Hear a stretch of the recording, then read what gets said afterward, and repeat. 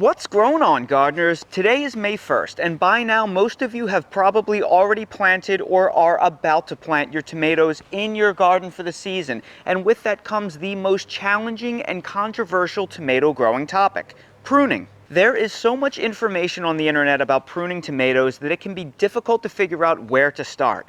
Even worse, much of that information is bad, which makes it so easy to make a mistake. Believe me, I have made every tomato pruning mistake in the book over the years. And that is what I am going to share with you. These are 5 tomato pruning mistakes you must never make again. These mistakes are the worst of the worst, and I'm sharing them with you in hopes that you don't have to learn these lessons the hard way like I did. If you're new to the channel, please subscribe, hit the bell for notifications, and check out my Amazon store and Spreadshop links in the video description for everything I use in my garden and awesome custom apparel and gear. Mistake number 1 is the biggest tomato pruning mistake you can possibly make, and that is pruning for the sake of pruning. Now, what do I mean by that? Well, there is this myth spread all over the internet that tomato plants are supposed to be pruned.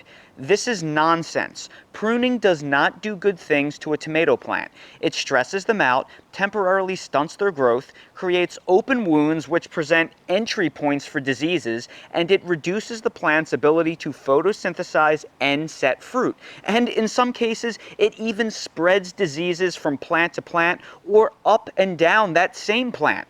Pruning is not a need, it is a strategy, and it is only worth doing if the rewards outweigh the risks. Before I go any further, I want to clarify something. There are 3 primary types of tomatoes: indeterminate, determinate, and dwarf. All of the information that I am presenting to you in this segment centers around indeterminate tomatoes. Indeterminate tomatoes are what most backyard gardeners grow and what they are most familiar with. They grow as a vine, and they will grow indeterminately until they are killed by either frost, freeze, diseases, or pests. That is where we get the name indeterminate tomato from.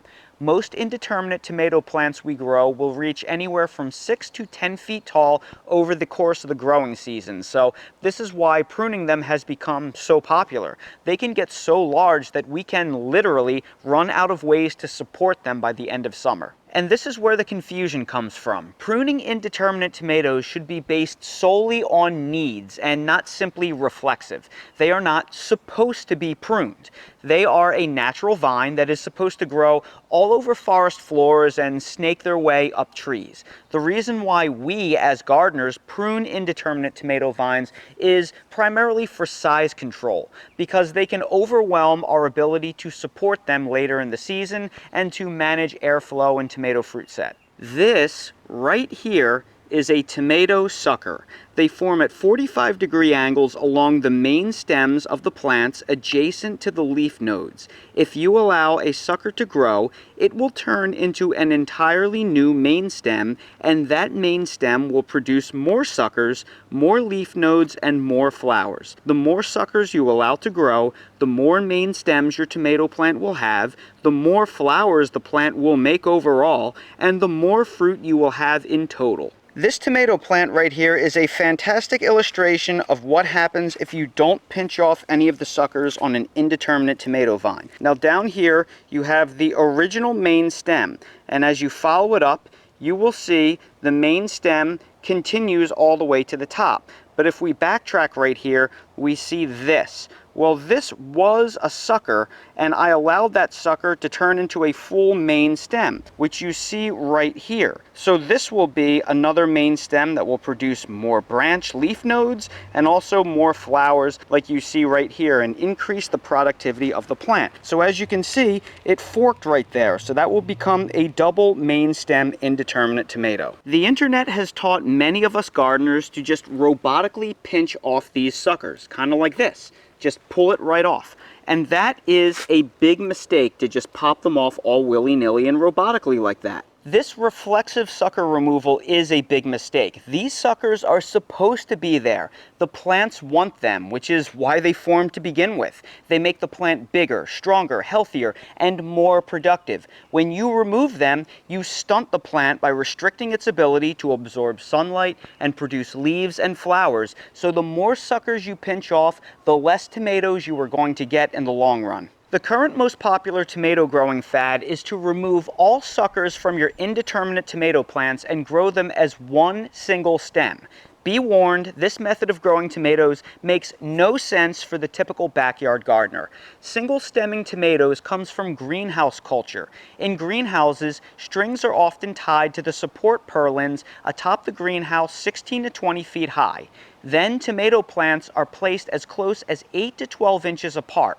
When you have a system like this, single stemming your tomato vines maximizes tomato production because this allows greenhouse growers to maximize the vertical space above while growing the plants in high density. It's the most efficient way to grow tomatoes indoors because they use the vertical height in a controlled, wind-free, rain-free, pest-free, nearly disease-free indoor environment to their advantage. This method will simply not make sense for most backyard gardeners because they have no way to grow their tomato plants beyond 6 to 8 feet tall.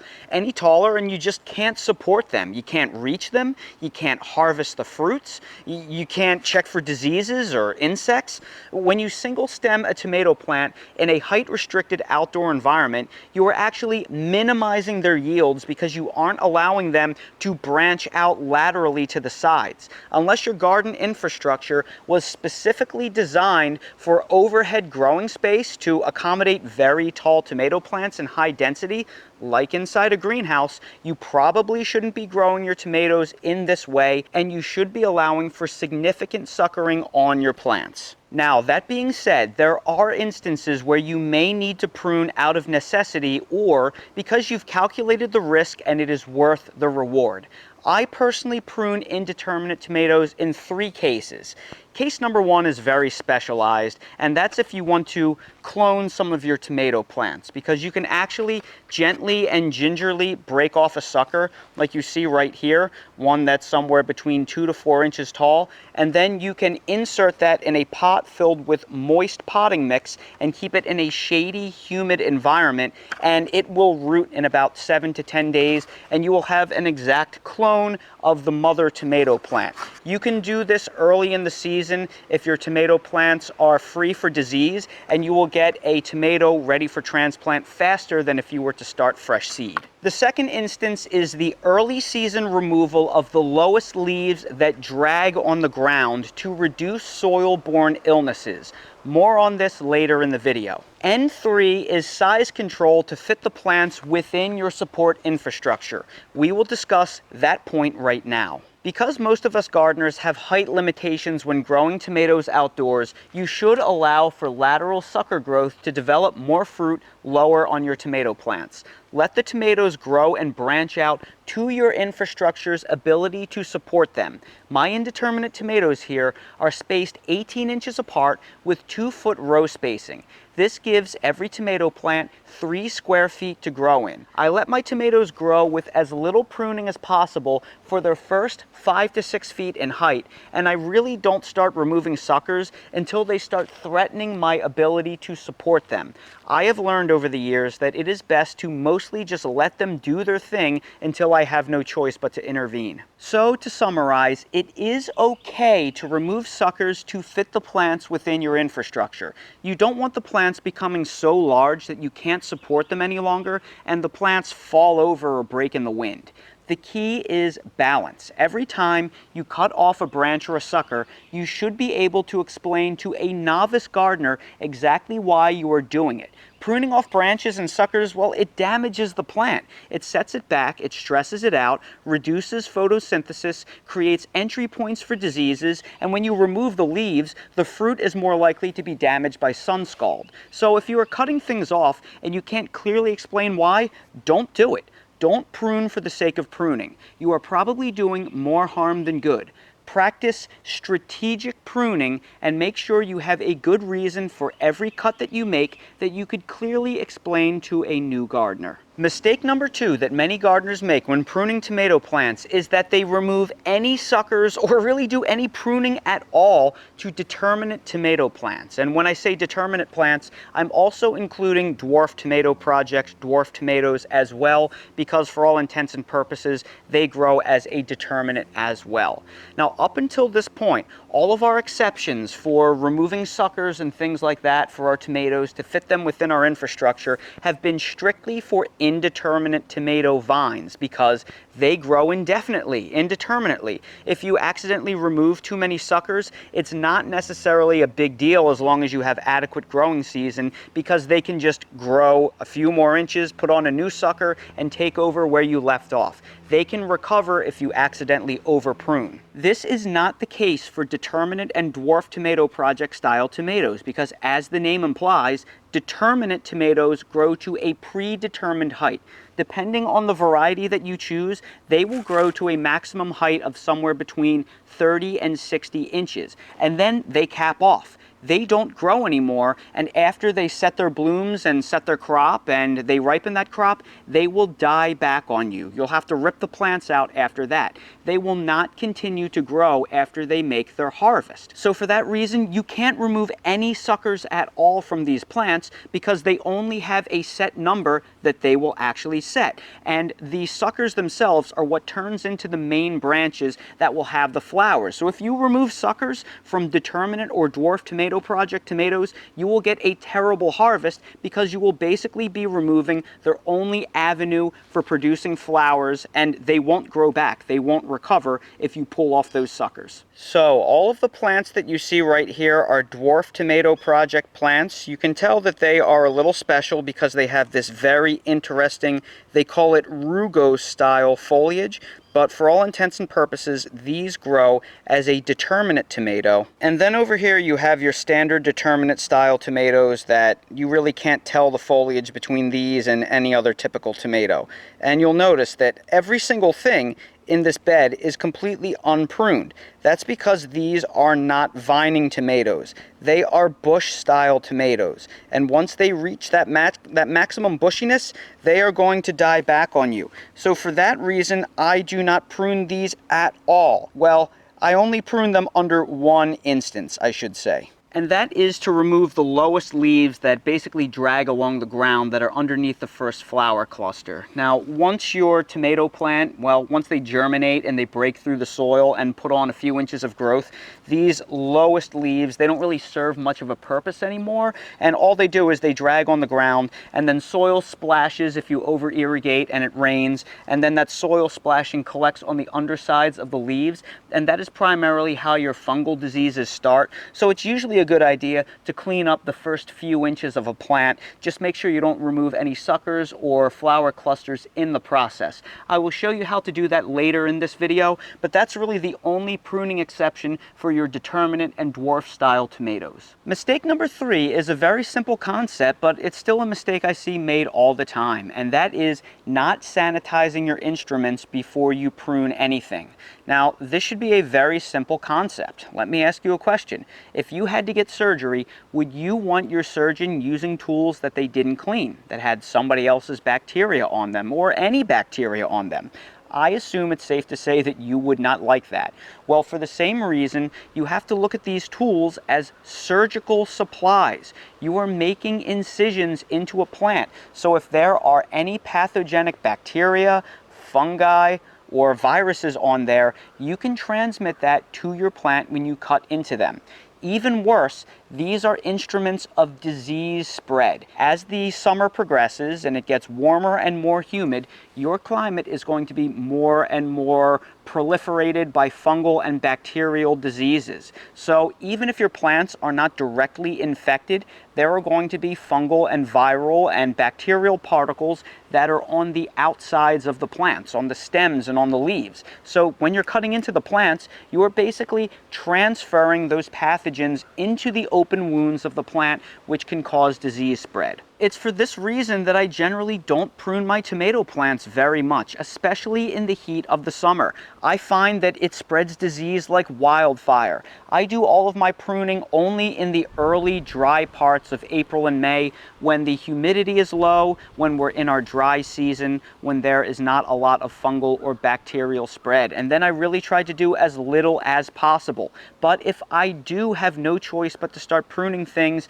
absolutely make sure that you wash off your pruning instruments with hot soapy water beforehand, and make sure you sanitize them from plant to plant, because if one plant has a disease, you can be liable to spread it to every single plant in your garden. So get yourself some isopropyl alcohol in a spray bottle and then spray your instruments down and let them sit for a minute or two when you go from plant to plant, or go and get yourself some Lysol or Clorox wipes and wipe everything down. You really want to be careful. Of course, the best thing you can do is not prune if you don't have to, but if you have no choice, please make sure you're doing your best to sterilize the equipment. Another thing you can do if you don't want to use chemicals is you can just have a boiling pot of water and just keep dropping them in a boiling pot of water. That's going to be a little bit difficult. You may have to keep running inside and outside to keep the pot on the simmer, but it's something you can do if you only have to do it a handful of times and you don't want to use chemicals. Mistake number 4 is not removing the lowest leaves on your tomato plants that are dragging on the ground near the soil or very close to the soil line. Now, up until this point in the video, most of the stuff that I've told you is to try and avoid pruning, but this is the one time, I think, in almost every case when the risk of not pruning is greater than the risk of pruning. It's just very important that you do this early in the tomato's life, when the weather is cool, when it's dry and it's not humid and we're not getting the tropical summer rains yet. So you want to do it while the disease pressure is the lowest. So why should we do this? Well, that's because the easiest way to spread disease on a tomato plant is via a soil-borne illness. Now, it is true that at any given point there's millions, if not billions, of bacteria and fungal spores floating around in the air, and they're going to increase with warm temperatures and humidity, and eventually, if you live in a climate that has any sort of humidity, your plants are probably going to get some kind of level of fungal disease. You're going to get leaf spot, you're going to get blight. It's just inevitable. However, you are much more likely to get it quickly from soil-borne means. So what happens is these lower leaves on the plant, well, they drag on the soil, and then the soil actually colonizes fungal diseases and bacterial diseases, and they work their way up the plant. Or if they are within the first 6 inches or so of the bottom of the plant, if you irrigate too hard or you have rainfall, that splashes soil to the undersides of the leaves, and the undersides of the leaves, well, they don't get hit by the sun, and sunlight is a good disinfectant. Well, the soil-borne diseases, they colonize on the undersides of the leaves, and that is how we usually get our early blights and leaf spots and things like that. So the best thing that we can do is we can take our cleaned, sanitized instruments, and we will just remove the foliage that is on the lowest roughly 6 inches of the plant. But remember, we want to make sure that we are only removing the lowest leaf nodes. We don't want to remove any flower clusters. So I want to go ahead and just clean these up. I actually have a flower cluster low right here. So I don't want to remove anything above that, except maybe this very strange looking sucker that I don't really want growing this low on the plant. So now right here I have a cleaned up plant. I'll actually take off that leaf right there too, because this really, there we go. I basically have not impacted the lowest flower cluster on the plant, and I'm keeping good airflow at the bottom of the plant. I know I keep saying this is enough and then I keep going, but this is a very iterative process. All I want to do is I want to make sure if we get a little bit of rain, it doesn't splash on the undersides of leaves that are very close to the bottom and nothing's dragging on the ground, but I still want to have the foliage on top that protects the fruit that will eventually form in this cluster. Now I'll bring you in for a closer look on a smaller example. Now ideally you would do this pruning when the tomato plant's only 12 to 18 inches tall. You wouldn't let them get as large as I just did. But the first thing we want to do is go down to the bottom of the plant and clean off anywhere where it may be suckering from the base. That is one of the few instances where you really don't want a whole lot of suckers, and for whatever reason this plant just genetically wanted to sucker very, very low on the plant. So we're going to remove everything down here roughly below the first flower cluster, but not necessarily the whole way. All right, so your first flower cluster is up there. Technically, I could remove everything up to there, but if I did that, I think this plant would be cut up too much. It would be too stressful. And this leaf right here, I need for photosynthesis. This leaf I need right here for photosynthesis. I am going to remove this one sucker because I really don't want a main stem forming that low on the plant.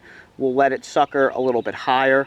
But this is basically what you want all of your tomato plants to look like to start the season. This is just perfect. The splash zone is clear, so if we get heavy rain, it shouldn't splash on the undersides of these leaves. If it does, it should be fairly minor, and there's nothing dragging on the ground, and it's not impacting the first flower cluster at all. So that's a perfect looking tomato plant in my opinion. Now I'm going to go ahead and do this to all of the tomatoes in this bed. And here's what everything looks like after I did all of that lower pruning. Before, everything was very bushy, but now everything has been cleared out on the bottom 6 inches or so of each plant. So now I have excellent airflow. However, I did not impact the tops of the plants themselves or any of the flowers. So when you actually go up here, everything basically looks the same. So now my plants should, generally speaking, be more disease resistant, and this is basically the one big pruning for the spring for me. The Determinate tomatoes I pruned a lot less. I only pruned them at the very immediate bottom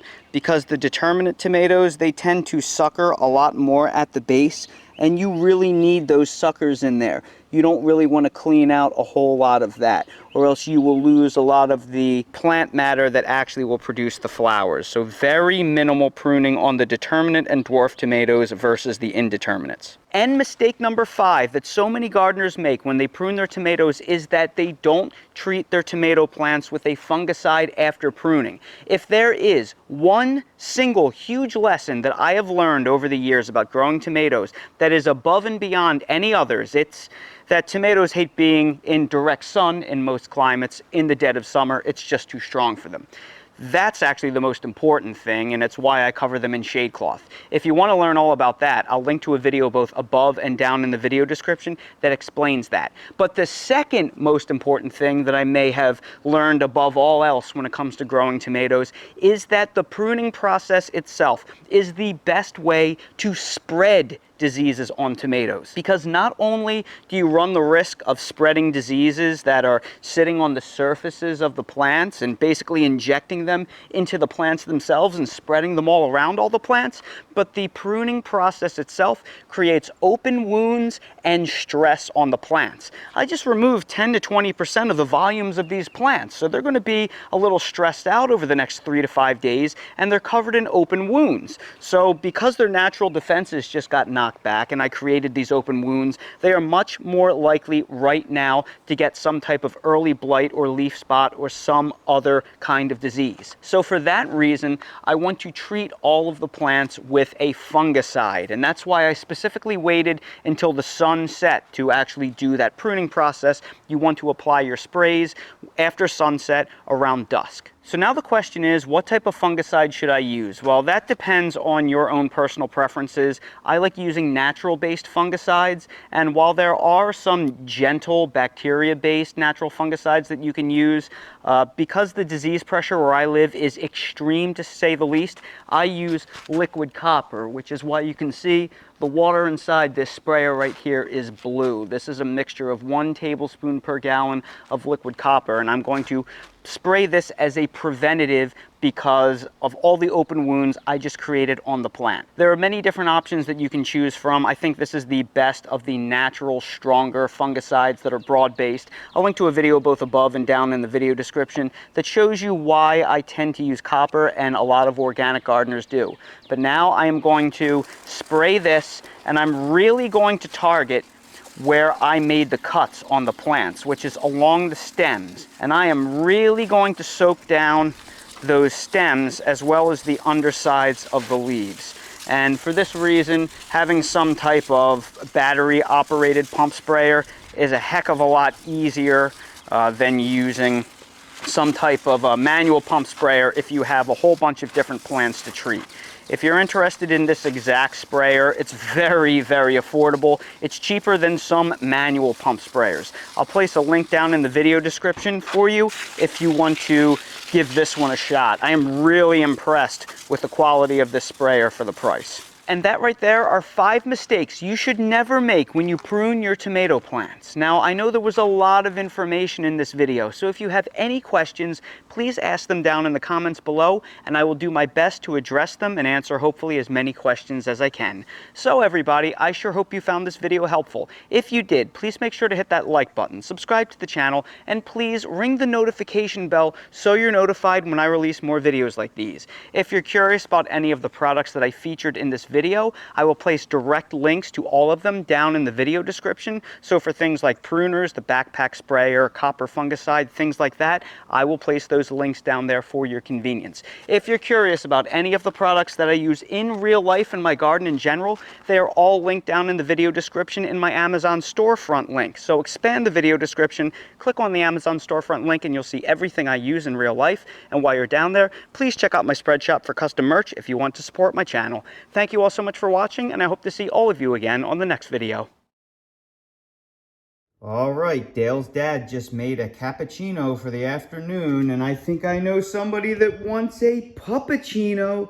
Do you want a puppuccino, Dale? Do you want puppuccino? All right, so all we do is we pour in 1 ounce of cold milk. That's all it is. And then we put it on the cold froth. And then we just let the machine do its thing. And we have a beautiful foam for our little Dale biscuit. Ooh, ooh, ooh. I know a certain somebody that'll want this. Dale, sit. Okay. Very good, Dale. Enjoy your puppuccino, my friend.